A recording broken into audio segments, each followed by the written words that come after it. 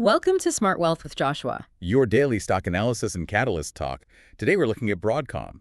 If you find our talks useful, please consider subscribe, like, and comment underneath. Okay, let's jump right into it because today, March 4th, 2026 is it is a colossal day for Broadcom. Oh, absolutely massive. Right. And here's the situation where we're looking at right now. The stock is currently sitting 25% below its recent highs. Which is a substantial haircut. Exactly. It's a huge haircut. And yet, simultaneously, this company is sitting on this staggering $73 billion backlog in AI orders. 73 billion, yeah. It's hard to even wrap your head around that number. So what does this actually mean for you? Today, our mission is to unpack the underlying fundamentals, decode their competitive moat, and look at the upcoming catalysts. Because you need to know what you're buying. Right. We want to help you figure out if this 25% dip is the ultimate wealth building opportunity, like the classic buy the dip moment, or if there's a fundamental crack hiding beneath the surface. Yeah, it's really the perfect setup for a wealth building discussion, honestly. Right. When you encounter a divergence of that magnitude. Right, the drop versus the backlog. Exactly. A severe drop in share price paired with a $73 billion order backlog. Yeah. It absolutely demands your attention. The market is basically offering a severe discount right now. Yeah. And we need to understand exactly what we are buying at that reduced price. To do that properly, we have to kind of ignore the daily noise and just look at the actual business engine. So let's start by setting the baseline. We really need to look at the sheer scale of their recent performance because the numbers are, well, they're almost hard to comprehend. They really are. Let's break down the fourth quarter of 2025. They brought in $18 billion in total revenue. In one quarter. In one quarter, with earnings per share of $1.95. But the metric that really jumps off the page is their semiconductor revenue. Oh, yeah. That segment alone. Right. That segment alone grew 35% year over year to hit $11.1 billion. Which is just wild. To put that in perspective for you, they generated more revenue in a single quarter than many well-known mid-cap companies generate in an entire decade. Yeah, that is not normal growth for a mature tech giant. Not at all. No, it's a historical anomaly. And to contextualize these numbers for you, we have to identify the specific fuel source driving that growth. It is entirely powered by the AI accelerator market. Right. Out of that $11.1 billion in semiconductor revenue, AI-related sales accounted for $6.5 billion in the fourth quarter. And it doesn't stop there, right? No, it doesn't. Management's guidance for the first quarter of 2026, which are the numbers we are looking for today, is $8.2 billion in AI revenue. Wow. That is a near doubling year over year. What's fascinating here is that we're looking at structural, foundational demand from the world's largest tech companies. The hyperscalers. Exactly, the hyperscale. We're talking about the Googles, the Metas, the Microsofts. They are fundamentally tearing down and rebuilding their entire data center infrastructures. They're engaged in an unprecedented multi-year capital expenditure cycle. They literally have to build the physical architecture required to run large language models. And advanced workloads. Right. If we connect this to the broader picture of your wealth building strategy, you always want to invest in the companies selling the picks and shovels during a gold rush. Exactly. Wolf Research projects that the total market for AI application-specific integrated circuits, The ASICs, yes, which are the custom chips, Broadcom manufactures that market, will reach $78.4 billion by 2027. Broadcom is internally forecasting a 28.9% compound annual growth rate. So if they execute on that. If they execute, that pushes their total revenue to an immense $154.5 billion by 2027. That's just staggering. Let's unpack this custom chip concept, because this is where the technology narrative gets incredibly interesting for you as an investor. When most people think about AI hardware, their minds immediately go to general-purpose GPUs. Naturally, yeah. But Broadcom specializes in ASICs, application-specific integrated circuits. To understand the difference, think of a GPU as a Swiss Army knife. Okay, I like that. And an ASIC as a surgeon's scalpel. A GPU is incredibly powerful. It can handle a million different computational tasks, and it's great for general brute force computing. Right. But an ASIC is the scalpel. It is hardwired and custom-built from the ground up to do exactly one highly specific task with absolute perfection. That analogy perfectly illustrates the technological divide. Hmm. And the reason behind this shift is crucial for understanding Broadcom's competitive moat. Why are these hyperscalers abandoning the Swiss Army knife for the scalpel? Exactly. It comes down to power efficiency. As artificial intelligence workloads grow exponentially, the energy consumption of these data centers is skyrocketing. We're basically reaching the physical limits of local electrical grids. We really are. Because ASICs are hardwired for specific tasks, they do not waste electricity on background computing processes. They deliver vastly superior power efficiency compared to a general-purpose GPU. Which saves these tech giants hundreds of millions of dollars on electricity and industrial cooling systems. Right, and that efficiency leads directly to Broadcom's irreplaceable role in the ecosystem. Take Google's TPU program as a prime example. The tensor processing unit. Yes, the TPU is Google's custom AI chip, and Broadcom is fundamentally integrated into that design and manufacturing process. They're also rapidly expanding their partnerships with OpenAI. Because of those deep relationships, projections show Broadcom commanding a 60% market share in AI server compute ASICs by 2027. 60%. It's dominance. Furthermore, their XPU business, which encompasses CPUs, GPUs, and these custom accelerators, now accounts for 65% of their total AI revenue. That level of market share is pure dominance. But there is a completely different layer to this moat, and that's the software side. Broadcom acquired VMware. Which was controversial at first. It really was. It initially puzzled some hardware purists, but it seems like a brilliant strategic kicker for the stock. How does this software acquisition fit into a hardware growth story? This is where the business model becomes incredibly robust for the long-term investor. By acquiring VMware, Broadcom is bundling critical infrastructure software with their hardware. Right. They're offering hybrid AI platforms like the VMware Cloud Foundation. Think of it this way. Buying the hardware is like building the physical frame of a house. Okay. VMware is the plumbing, the electrical wiring, and the homeowners association all rolled into one. Once an enterprise customer builds their infrastructure on Broadcom hardware running VMware software, the ecosystem lock-in is complete. You're trapped, but in a good way for investors. Exactly. You cannot just rip and replace that system without tearing the walls down and enduring catastrophic operational downtime. And I imagine the profit margins on that software are significantly higher than the physical chips, too. Oh, absolutely. Software inherently carries incredible economics. It generates recurring revenue streams with operating margins sitting above 60%. 60%. Yeah. For you, as an investor seeking to build lasting wealth, this detail is vital. Hardware sales can be notoriously cyclical. They experience intense boom and bust cycles based on supply chains. Right. We've seen that over and over. But a 60% margin on recurring software revenue creates massive earnings stability.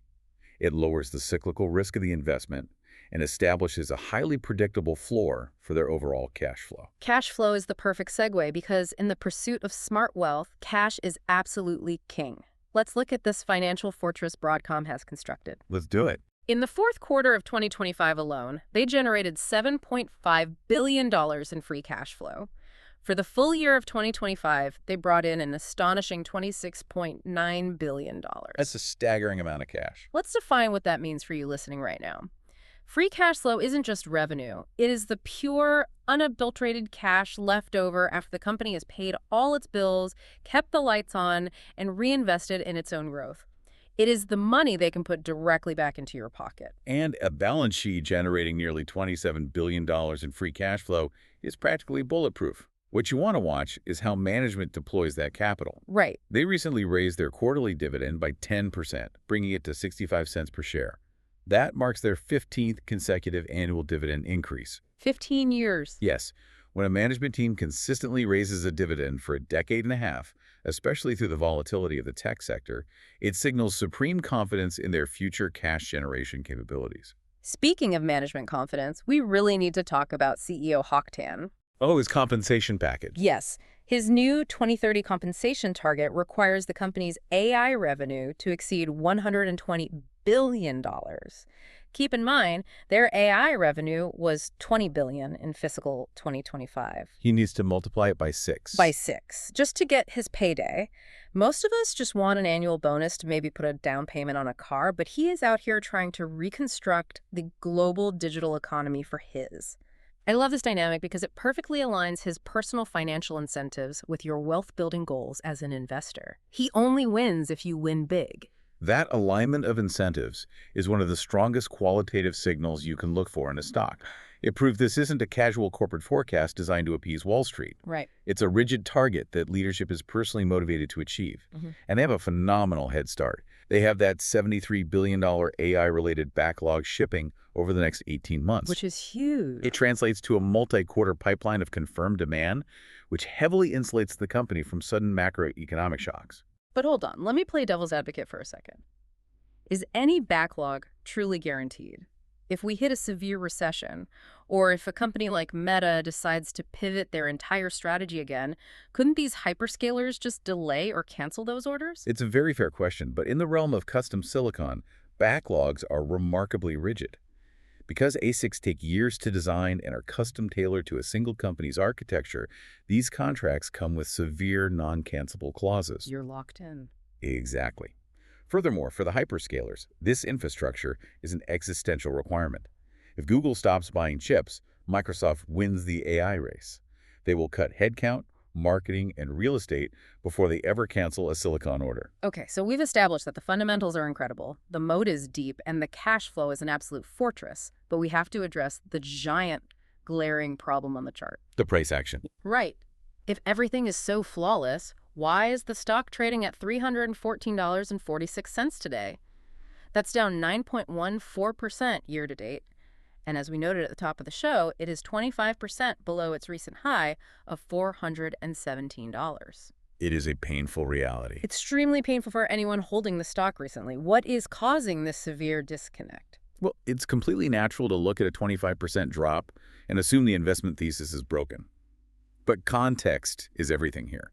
This sell-off is primarily driven by macroeconomic and geopolitical headwinds. The Iran crisis. Specifically, yes. The broader market has been reacting violently to the ongoing Iran crisis. When geopolitical tensions spike, institutional investors initiate a flight to safety. They de-risk. Exactly. They pull liquidity out of high-growth tech stocks and move it into bonds or defensive sectors. Add to that the natural profit-taking that always occurs right before a highly anticipated earnings report, and you get a significant technical pullback. So it's not about the company itself. Right. The crucial distinction to make is that this price action does not reflect a deterioration of Broadcom's fundamental business. The underlying company is performing exceptionally well. And even with this 25% haircut, if you zoom out just a little bit, the stock has still gained 60% over the last 12 months. Which is phenomenal. It vastly outperforms the broader market, considering the S&P 500 is up about 15.5% over the same period. So institutional accumulation has actually been incredibly strong over the longer term. And if you look at the analyst community, the positioning right before today's earnings report is overwhelmingly bullish. In just the last few weeks, we have seen a cluster of significant upgrades from major institutions. Let's hear the numbers. Jefferies reaffirmed their buy rating with a $500 price target. Morgan Stanley raised their target to $462. Bank of America lifted to $500. Goldman Sachs raised to $450, and Wolfe Research upgraded them with a $400 target. Those are staggering targets compared to the $314 price tag we are looking at today. What are their models seeing that the retail market is currently missing? Well, based on those consensus targets, the smartest analysts on Wall Street are projecting a 44 to 72% upside for the investor over the next 12 months. The timing of these upgrades, clustering right before today's earnings report, suggests that institutional money is positioning for a significant beat and raise scenario. So the market just hasn't caught up. The broader market simply hasn't fully priced in the magnitude of this AI revenue acceleration yet. Okay, but in the interest of objective analysis, we can't just look at the rosy projections. We have to look at the real risks to your capital. Let's do a valuation reality check. Let's do it. Broadcom is currently trading at a 65.67 price-to-earnings ratio. To put that in plain English, investors are currently paying roughly $65 today for every $1 of earnings the company generates. It's a premium multiple. It's significantly above historical industry averages. At a multiple like that, absolute perfection is priced in. If they stumble even a little bit, couldn't that valuation compress violently? Valuation compression is undeniably the primary risk factor here. When you pay a 65 times multiple, You are demanding flawless execution quarter after quarter. The specific risk metric you need to watch is margin pressure. Okay, margin pressure. Right. As Broadcom scales up the manufacturing of these highly complex 3-nanometer custom silicon chips, their production costs naturally rise. If management comes out today and guides for lower gross margins, meaning it's costing them more money to produce the same chips, the market will punish that high multiple severely, even if overall revenue continues to climb. We do have to factor in the mitigations, though. You mentioned VMware earlier. The software side? Yeah, those 60% operating margins on the software side provide a robust earnings floor. That recurring revenue acts as a shock absorber to help defend against any potential hardware margin compression.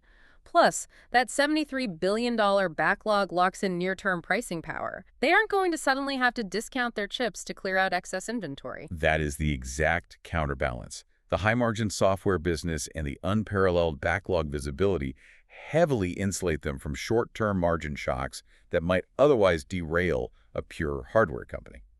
Now let's talk about the competition, specifically the massive green machine, NVIDIA. There is an unconfirmed speculative catalyst floating around the financial news cycle right now. The Jim Cramer rumor. Yes, Jim Cramer has been reporting rumors that NVIDIA is prepping a brand new inference chip designed specifically to compete with Broadcom and Google's TPU. Let's dig into this. Everyone knows NVIDIA dominates the training side of AI. But this rumor is about inference. What is the difference, and why does it matter to an investor? This is a vital distinction for anyone investing in AI. Training an AI model is like reading the entire library to learn a new language. Okay. It requires brute force computing power, and NVIDIA's general-purpose GPUs absolutely dominate that phase. Inference, on the other hand, is the AI actually speaking the language in real time to answer a user's prompt. So when you type into ChatGPT, that's inference. Exactly. Inference requires speed, low latency, and extreme power efficiency. That is where Broadcom's custom ASICs shine. And inference is where the real long-term money is made. Because an AI model is only trained once, but it performs inference billions of times a day. But if NVIDIA uses their immense financial war chest to enter the custom ASIC space and aggressively undercuts Broadcom on price, what happens? Doesn't that shatter Broadcom's 60% market share? It's a valid concern, and it underscores the sheer intensity of the AI arms race. However, evaluating this risk requires looking beyond just the sticker price of the chip. Broadcom has a multi-year engineering head start. Designing an ASIC from scratch isn't easy. It's notoriously difficult. Validating it and integrating it flawlessly into a hyperscaler's existing proprietary software stack is even harder. Because Broadcom is already deeply entrenched in programs like the Google TPU, the switching costs for the hyperscalers are prohibitively high. So even if NVIDIA offers a cheaper inference chip, the cost of tearing out the Broadcom infrastructure, rewriting the software code, and risking data center downtime makes the switch economically unviable. Precisely. Total cost of ownership involves power consumption, software integration, and time to market. The hyperscalers cannot easily pivot to a new NVIDIA inference chip without enduring severe disruptions to their AI rollout schedules. And a delay right now is fatal. In the current tech landscape, a 6-month delay in deploying an AI product is a death sentence. The switching costs form the ultimate defensive wall around Broadcom's business. That makes a lot of sense. The moat isn't just the technology, it's the friction required to replace it. Let's look at the catalyst calendar and bring all of this together into a final thesis for the listener. The most immediate action is happening today.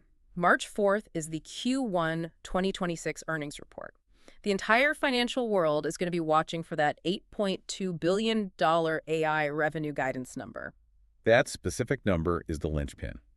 If they beat that estimate and raise their forward guidance for the rest of the year, it will validate all of those $450 to $500 institutional price targets. So how should you approach this? There are really two distinct blueprints for this wealth-building opportunity, and overall, this setup earns an 8.5 out of 10 bullish score. Walk us through the two blueprints. How should the listener actually position themselves? The first is the swing trade approach, utilizing a 3 to 7 day time horizon. If you are an active trader, today's earnings report is your primary catalyst. A strong beat and raise on AI revenue, coupled with positive commentary on the execution of that $73 billion backlog. That could trigger a pop. It could easily trigger a 10 to 15% immediate upside move. This would rapidly push the stock back into the $345 to $360 range as the market corrects the recent geopolitically driven oversold conditions. And what about the investor looking to build generational wealth? What is the long game here? The second approach is the multi-year hold, utilizing a 12 to 36-month horizon. For the high-conviction investor, this is a core AI infrastructure play. You are capitalizing on the 3-year runway of hyperscaler CapEx cycles. Right. You're buying into a company with a near impenetrable hardware and software moat, $26.9 billion in annual free cash flow, and a CEO financially motivated to hit $120 billion in AI revenue by 2030. And if you just hold through the noise. If you have the patience to hold through the geopolitical noise, those institutional analyst targets imply a 44 to 72% return over the next year alone. Let's synthesize everything we've covered today. We are looking at explosive structural AI revenue growth that shows no signs of slowing down. We have a confirmed $73 billion backlog providing incredible financial visibility. Yeah. We have fortress-like cash flow generating 15 consecutive years of dividend hikes. And right now, we have a deeply discounted technical setup caused by macroeconomic fears that don't actually impact the company's ability to manufacture and sell its chips. It really represents a rare alignment of fundamental business strength and a technical market dislocation. The broader market panic is offering you a premium foundational asset at a significant discount. I want to leave you with a final thought to mull over as you watch the earnings drop today. We spend a lot of time talking about power efficiency, how Broadcom's custom chips are saving data centers from melting down the electrical grid. The scalpel versus the Swiss Army knife. Exactly. If data centers are hitting the absolute physical limits of global power generation, and Broadcom has mastered energy efficiency at the microscopic chip level, what happens next? Will Broadcom eventually use its massive cash pile to acquire physical energy management infrastructure? Are we looking at a semiconductor company today, or the world's first fully integrated digital utility company of tomorrow? It's a fascinating proposition. The companies that solve the energy bottleneck will ultimately dictate the pace of global AI adoption. Thank you for joining us today. We hope you feel informed, empowered, and ready to tackle the market with a clearer perspective. Until next time, stay smart and keep building your wealth.